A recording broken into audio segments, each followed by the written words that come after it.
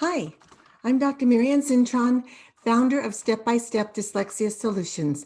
If what I share inspires you, please subscribe to our YouTube channel or our podcast. The reason I'm coming to you today is a lot of hits have come to my podcast that talks about who is qualified to assess for dyslexia.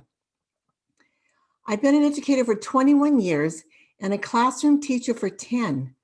When we assessed a student for special ed, the school psychologist would spend about 2 hours with the student. I would spend about 2 hours as well testing students for special ed.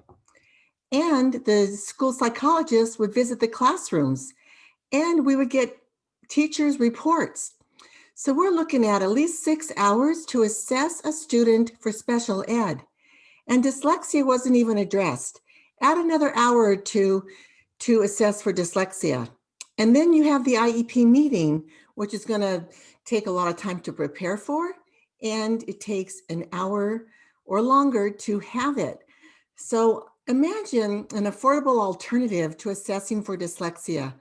I can do what is a preliminary screen that takes 1 to 2 hours, and I do it on Zoom.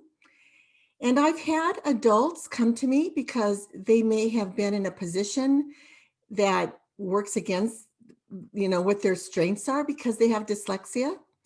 I've had adults come to me who want to read their Bible and can't read.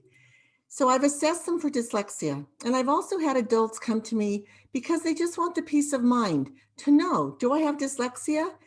Because believe it or not, some people just really have to work hard at learning and they want to continue their education, but they don't have dyslexia.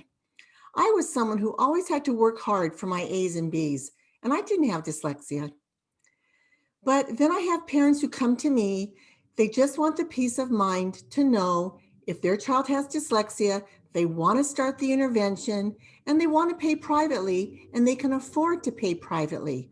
So I have tutors that will work with their children. So I assess those students, and I'm very affordable. And then I have the parents who can't afford tutoring, but they want to have their child assessed. They believe their child has dyslexia. Perhaps it's genetic, and they want the schools to have their children receive services. So I have advocated for those parents, but I have also assessed those students. So I give you a document that you can take to your school and let them know you paid privately to find out that your child does qualify for, meets the eligibility requirements for special ed for dyslexia. So a school district recently reached out to me and gave me about 15 names to assess for reading intervention. Only 3 of those 15 qualified as being eligible for dyslexia because they have to have a cognitive score of average or above. So dyslexic children are very bright. They have average to high intelligence. Then you look at their reading score. And if their reading score is 2 grade levels or below, that meets 2 eligibility requirements for dyslexia. The third requirement is they need a phonological screen. Reading nonsense words, which are words that we sound out, but they're not real words. And then also a writing test so that they're writing words that are unfamiliar. So I have those kinds of screens. And when a child can't write or read words that are unfamiliar, those are signs of dyslexia. So that would help the child meet those 3 eligibility requirements. I'm having a boot camp in January that I want you to note, invite others, and come yourself.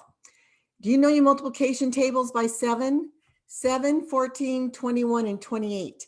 Those are the dates in January, the 4 Thursdays in January from 2 to 3. You can sign up for my boot camp on my website or on my Facebook page. I have the link, and it's only $46 for all 4 sessions.